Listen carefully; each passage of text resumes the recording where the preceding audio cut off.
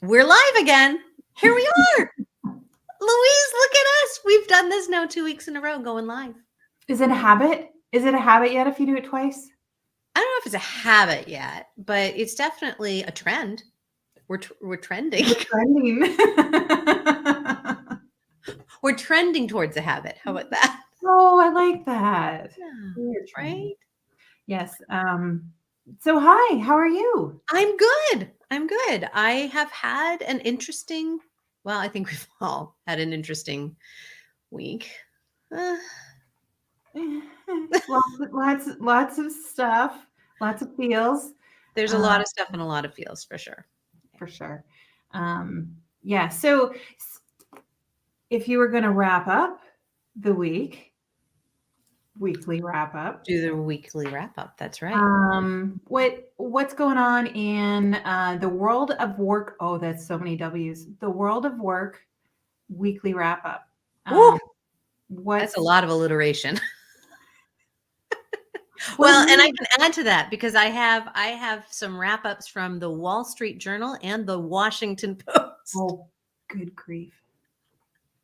Sorry. Apparently I had W's on the brain. So why don't we start with this one? I found it fascinating. It was a Wall Street Journal article. I think it came out today, as a matter of fact. It's been a long day, so who knows? It could have been yesterday, day before, who knows?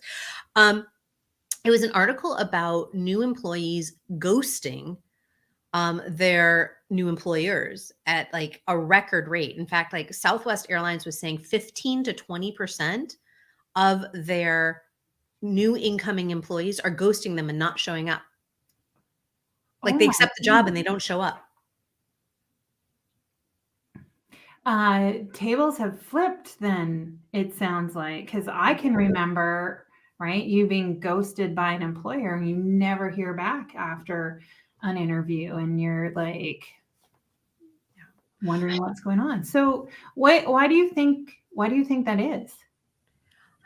It was interesting in the article. They were talking about a couple different they said one reason was dating apps. They blamed it on dating apps. Okay. Which I thought was hysterical. So they said that the dating apps have like caused a culture of ghosting people. So like you say you're going to show up for a date, but you don't because, you stand across the street and you're like, oh no, bad vibes. And then you don't show up for the date. I guess, I don't know. I'm not on a dating app, so I don't know.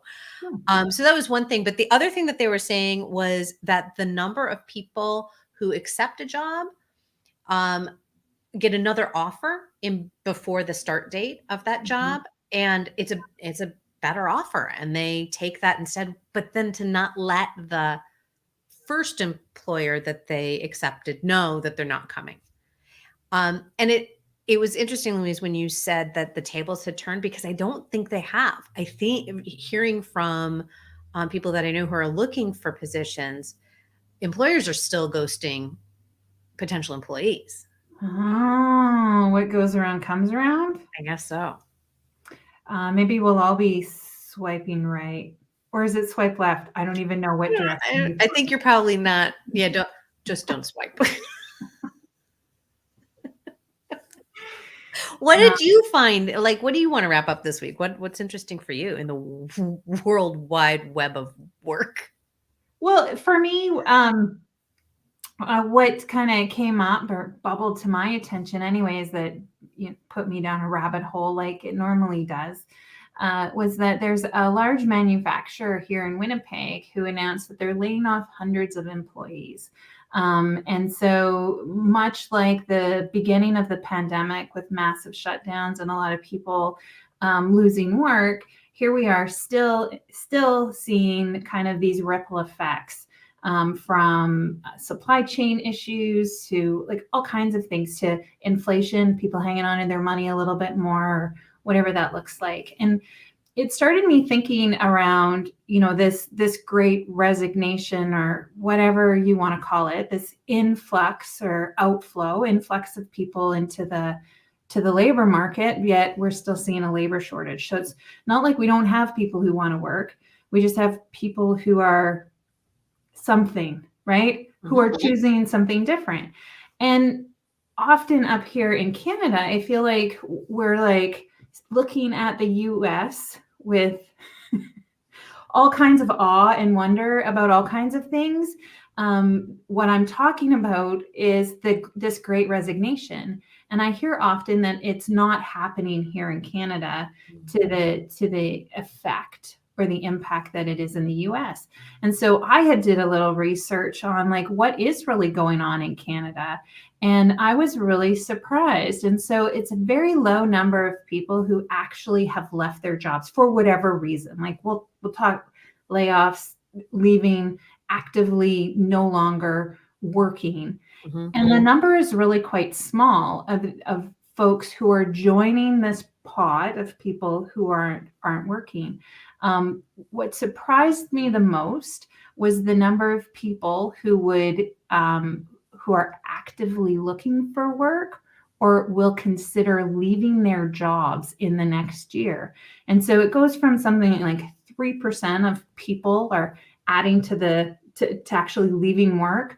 17% of people are actively looking for work, and 39% of Canadians will consider leaving their jobs in the next year. And I was floored.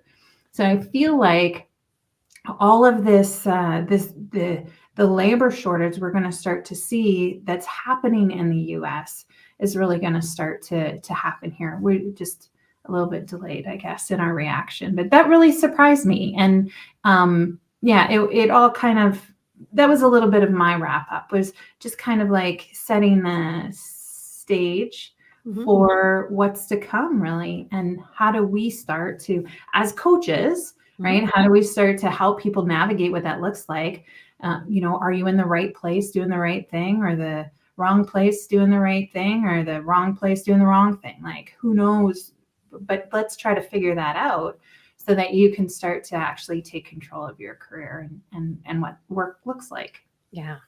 It's so interesting because I know that earlier in the week, there was a statistic about March numbers in the US, and there were more people quitting their job in March. And I think, and don't necessarily quote me on this because I didn't write the statistic down, but I think they said that more people quit in March than had quit in any other single month since 1947. Oh my gosh. Yeah, it was nuts. And I didn't go back to look for that, the article that I'd seen that in before today's session, because what's hitting the news now in the US is that April was a banner month for hires. So if we look at how many people quit and then how many people were hired, it makes a better story to talk about how many were hired. So while the statistics are fascinating to me, it's also how are they being spun, and how are we talking about them, right? Absolutely. So food for thought. Speaking of food for thought, would you like to dive into our meaty discussion for the week? We wanted to talk about money, and obviously what we were talking about deals with money, right? If you're taking a different job in between the time that you've accepted an offer and the time that you actually start a job, likely money is involved.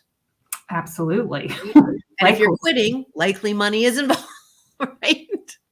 Yeah, absolutely. More involved perhaps than it should be. I don't want to should on anyone, but Don't shit on people. Money takes a front seat for a lot of things that we do or we consider. It's true. And what's so interesting is when I started working with money, I didn't understand this concept of money stories, like that we actually create stories around money. Had you heard that before we got into this coachy world? Not at all. It was very coachy. I thought, because I was like, well, what do you mean how I feel or treat money? Like, what do you mean that's a story? I really actually didn't understand until I started to unpack it a little bit and really start to see that the beliefs that I have around money, of course, come from my past, my history, all of the things that people talked about, how they talked about money. But yet they're just not true. They're just not true. And so starting to unpack actually my money stories kind of opened the door to me unpacking some of my other stories too. But this whole idea of like the thing that we believe to be true just isn't true. And money is a big part of that. Yeah, I feel like money stories are important for a lot of reasons, but it's the big three: sex, religion, and money. Like, right? Shh, don't talk about those things. And now it's like I just want to be like, yes, talk about all of those things, Well, right?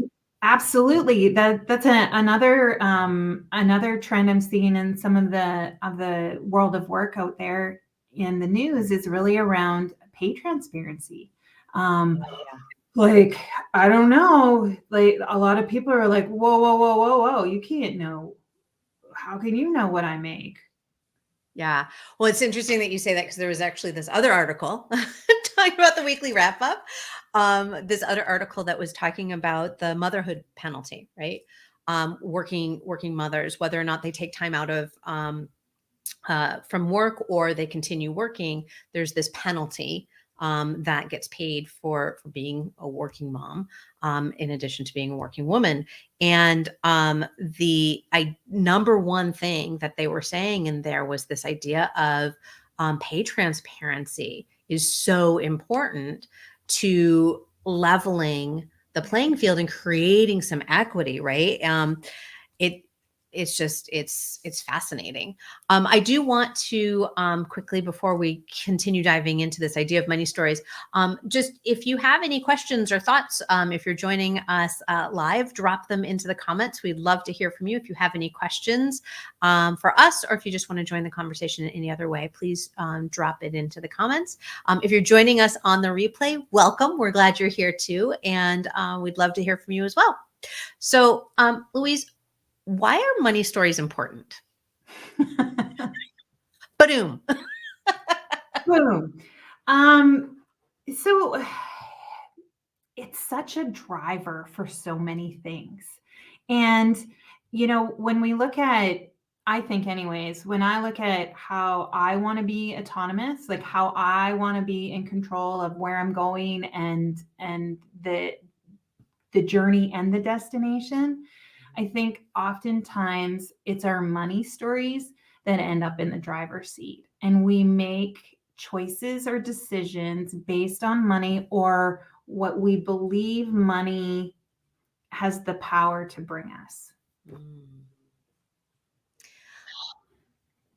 That belief is the part that gets to me, right? It's like when we can believe that money can bring us great things. We can also believe that money can destroy us, right? My greatest fear for a long time was living in a paper box. That's how I would describe it. I had no evidence, no reason why I would think that that would happen, and yet it scared me, and it kept me from having any connection with money that would create abundance in my life. So it definitely, and I love how you had shared with how you shared with us that money, I'm trying to remember exactly how you said it. It was that place where I lost my train of thought completely. That happens live. So it's that idea of where do we have control, right? The money stories show up, and they impact so many different areas of our lives. So how do we start to unpack them in a meaningful way that then can flow out from there into those other areas? Well, and I love how you used flow, because that is part, I think, of something like we kind of get jammed up around money, Mhm. and we start to have this idea of like, we either don't have enough of it, so we have to hang on to it, or how do I get more of it? But it's not a very flowy place. And I find this really interesting because we call the money we use every day currency, Yeah. which blows my mind because currency is flow. Currency goes like through you. Currency it's electricity. Who would want to hold on to all that electricity? Like, it can get really, really damaging. And I think that, when we stop to think about the money and how we want money to flow through our lives, I think then that becomes very powerful. It doesn't mean that we don't that we don't aspire for things, or that we don't set goals, but it's also this idea of like how I want to say bunged up. How do we not get bunged up around? I think that's a perfect way to say it. Yeah. So I have a quote here that I want to share. It is from The Soul of Money by Lynn Twist. And I think it speaks to what you were just saying. Money is like water. It can be a conduit for commitment, a currency of love. Money moving in the direction of our highest commitments nourishes our world and ourselves. What you appreciate appreciates. When you make a difference with what you have, it expands. Collaboration creates prosperity. True abundance flows from enough, never from more. Money carries intention. If we use it with integrity, then it carries integrity forward. Know the flow. Take responsibility for the way your money moves in the world. Let your soul inform your money, and your money express your soul. Isn't that a cool That's quote? yeah. It is absolutely has a lot to do with flow, right? How do we put back into the world With intention, with intention? Yeah. right? Yeah. So I know we were talking about this before, so I'm going to actually throw up the question now. This idea of what does money actually mean to you, right? I think this gets to that heart of what is our belief behind money. Well, I'm gonna coach a little bit. I'm just gonna flip the question back to you. Like, what does money? I'm gonna ask you, Kim. Like, what does money bring you? So I think up until recently, I would have answered that question. Money brings me freedom, right? Money brings me the ability to show up in the world fully the way that I want to show up in the world. That is, well, it's true. It's also not true, because those things can exist in the absence of money. Right. Money makes it a little easier, right? Money is energy. Like I'm really leaning into this idea of money being energy, money being a human-made construct, money being something that we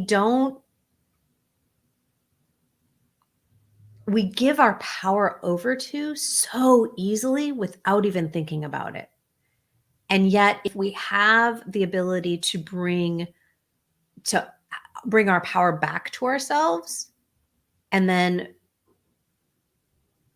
create a relationship with money, that energetic exchange, just like Lynn Twist was talking about, like that place where money is flowing with intention and with gratitude.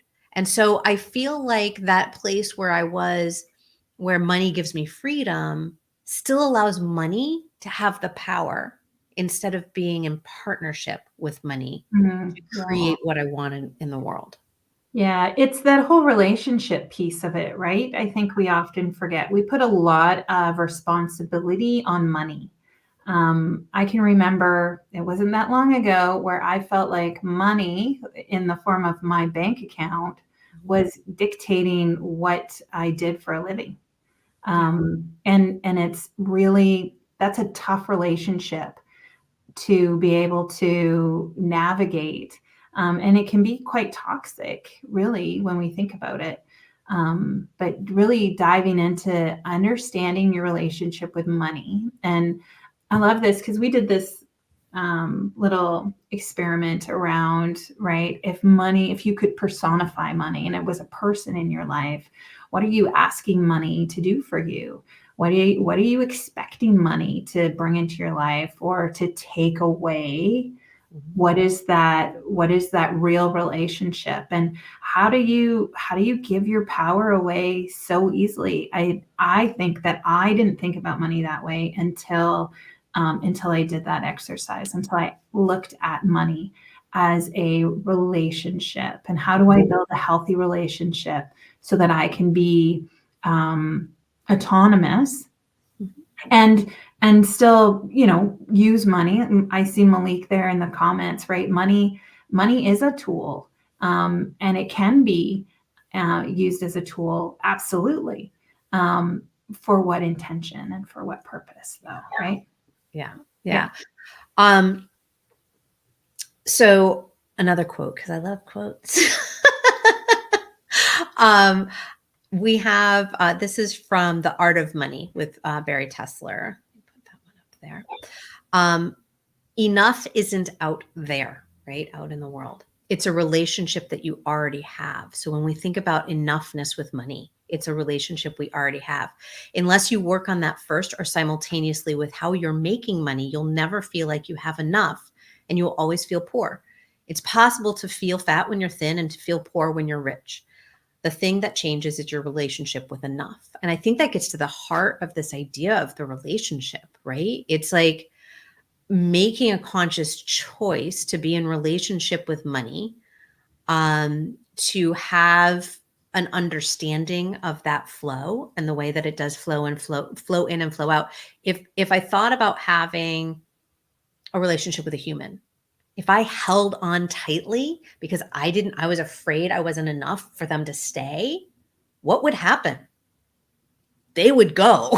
They'd be like, "You're crazy, lady." And they would go. And so what happens when you try and hold on and strangle money, it doesn't stick around, right? You have to create that feeling of flow, that feeling of abundance and enoughness with your money to be able to have it grow and have it do the things that you want it to do. You also have to nurture it, right? You have to nurture it like you would nurture any relationship. Because if you just ignore it, how does it know how to show up for you? Absolutely. And oftentimes we do that, right? I don't want to look at that. I don't want to know what's going on in that money space or with that relationship. And yeah, absolutely. So Kim, how do you think money or this relationship with money kind of impacts your desired income, like where you are in your business or in your work? How does that come into play?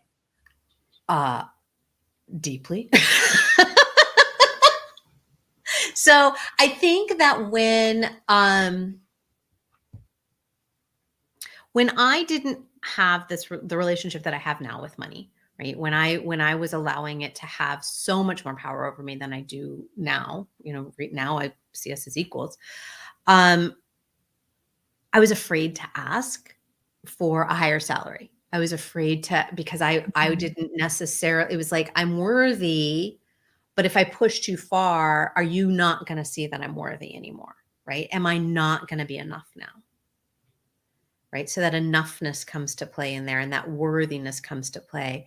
And it comes from, it's that chicken and the egg. I don't feel enough. And so when it comes to money, how do I ask for more? If you don't already feel enough, like you're enough. Yeah. Absolutely.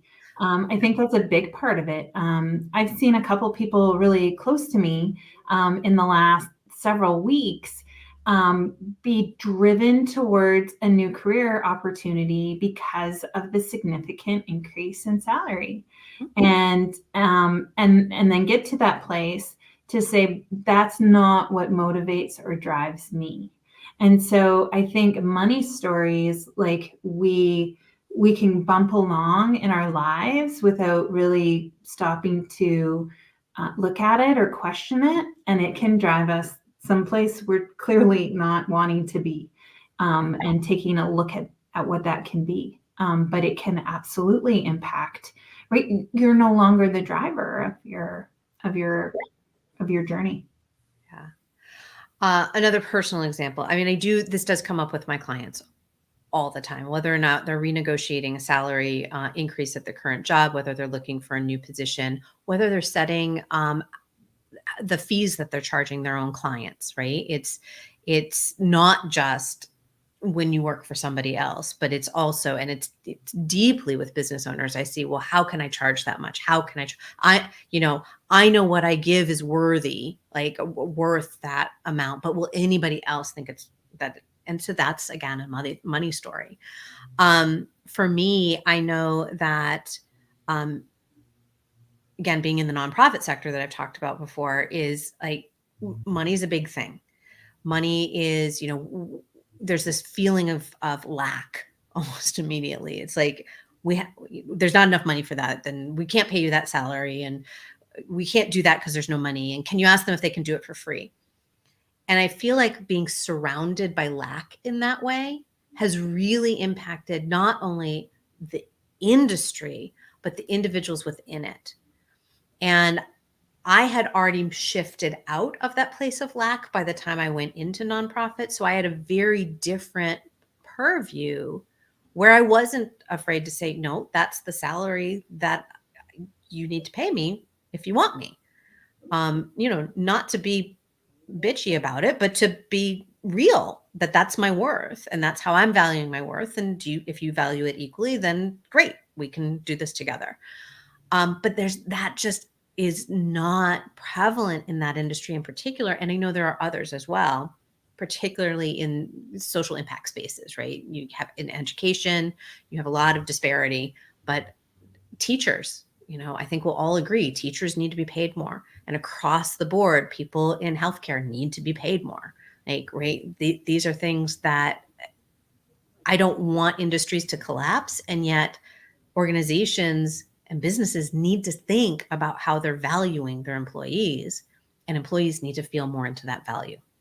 Right. But it starts with you and your relationship. Yeah. That's 100%. Yeah. Yeah. Yeah. I know there's another question from Dan on how do money stories change over time? I think that's a great question. Louise, do you want to speak into that at all?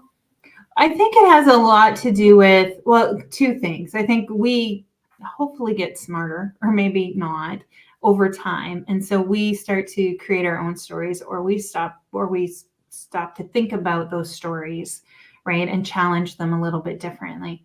I also strongly believe that our money stories come from the people we surround ourselves with, and we kind of soak it in without even realizing what's happening. So we can carry these stories that often aren't our stories, but we incorporate them without really being intentional around, do I really believe that? Or is that really true? If you surround yourself with people who are always from a place of lack, or who are always from a place of enough, you start to question your own money stories, and maybe incorporate some of those things that are just kind of floating around, kind of, again, static electricity, right? If we go back to currency, things start to stick, and it gets kind of hard to see that it's stuck to you.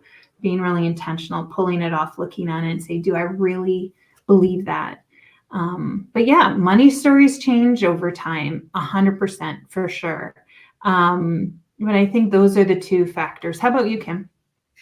Yeah, I mean, I would agree with those factors. And I think talking, like just using our words, I think having the ability to process it, ideally with other individuals, allows us to start seeing where it's a story, It's one of the things that is beneficial in working with someone like us is you have that opportunity to really get underneath what the stories are, and whether it's money, whether it's money, sex, religion, or any other topic out there. But it's hard. It is hard. It's not impossible. Do we have Charlie again? It's not impossible to do it on your own. It's just a lot more efficient to speak into it with someone else. So whether it's in a group, if you can find a group to share money stories with and kind of work through that process together. I know we had an opportunity to do that when we were in training, and then working one-on-one with an individual as well, whether it's therapist or coach, or maybe even an advisor. I know some advisors that are really great at working through that. Yeah. So I want to know, as we kind of wrap up our weekly wrap up, what's the one maybe money story or money saying? I love these sayings because there's millions of them, but what's a saying that you clearly don't believe anymore? Maybe something from growing up that it just isn't true and you don't believe or say anymore. So I don't know that it was from when I was growing up. But it was definitely, I went through a period where I was deep in lack, and it was, I don't think it was from growing up, because I didn't feel in lack growing up. I think it was a series of other emotional hardships that made me start to feel not enough, right? Enough is a big thing with me. And I would immediately say, well, I can't afford that. I can't afford that. I can't afford that. I don't believe that anymore. I don't believe, and it's not words that I say anymore. It's not, even if it's something that is potentially not doable right at the moment. If it's something that I want to pursue, I will figure out how to do it. But yeah, I can't afford that, I can't do that is not, I don't like those words anymore. How about you, Louise? So mine comes from this whole idea that you need to work hard for your money. And that is absolutely from my childhood and young adulthood. And it's the money doesn't grow on trees. Right? That it's did talk about that. See, I knew we did somewhere. Yeah. Money doesn't grow on trees. And it's this whole idea that money's not easy to come by. It's not going to magically fall from the sky. You got to work really hard for it. It's true. And I know where you can hear us talk more about that on the Best Parts podcast, on the idioms episode. If you find that one. I love it. We can put it in the show notes. We'll put it in the show notes. I knew we talked about this before. I'm not going crazy. No, you're not going crazy. So you want to check out the Best Parts podcast and you want to look for the idioms. But we will include the link for that in our show notes as well. So if you want to come back and check that out. We talked about money stories because I remembered you talking about money doesn't grow on trees. So, and that's our other podcast, the Best Parts podcast. This isn't our first all the parts, the best parts. That's not our first time coming together and just talking for a half an hour. So weekly wrap up, number 2 under our belts. And I hope that you, all our folks listening, have a fantastic week. And I was going to say fantastic. I'm really excited to wrap up my week because it is finally spring here in Winnipeg with some sunshine, drying up some fairly wet fields and lawns. So I'm excited to get outside. So I hope everyone has a fantastic week. And for those of you who are celebrating, have a lovely Mother's Day. Louise, happy Mother's Day. Thanks, Kim. Happy Mother's Day. Join us next week at 3 p.m. Mountain. Yeah. Which would be, can you do it fast? In my time zone? Yeah. It's 4 here.